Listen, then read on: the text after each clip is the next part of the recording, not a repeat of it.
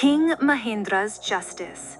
Once upon a time in the kingdom of Varanasi ruled a king called Mahendra. He was a noble king, a man of principle. He had high regards for moral values. His subjects regarded him as an able ruler and loved him for his generosity.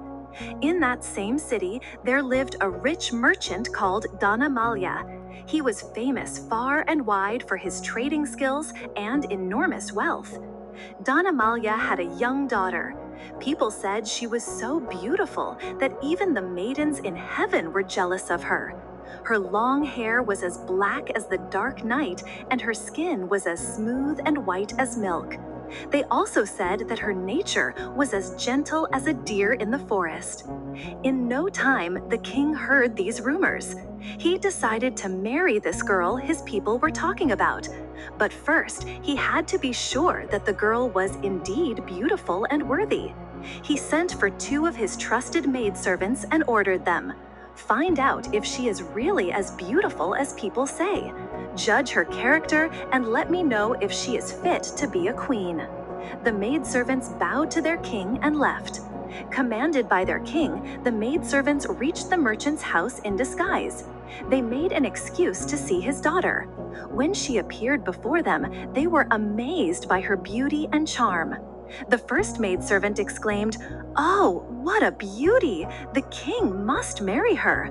The second maidservant agreed, "You are right. I am sure the king will not be able to take his eyes off her." The second maidservant said, "Do you think if the king married her, he might get distracted from his duties?" The first maidservant agreed, "Perhaps there are. This girl's beauty may bewitch our king, and he might then neglect his people and his kingdom."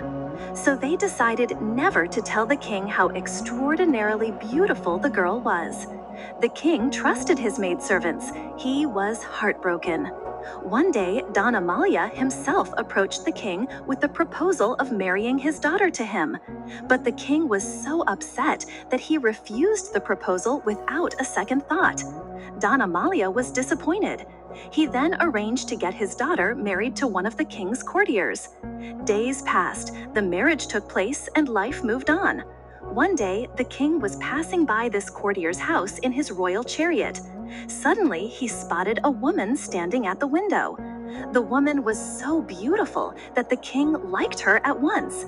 He asked his charioteer, "Who is this lady standing at that window? I have never seen any woman more beautiful than her." "Your Majesty," the charioteer replied, "she is the only daughter of the rich merchant Danamalya. People say she is so beautiful that even the maidens of the heaven are jealous of her.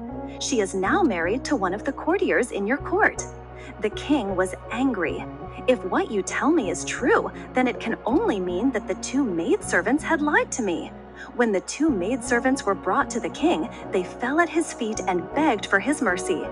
They revealed their intentions to him, but the king did not pay any attention to them.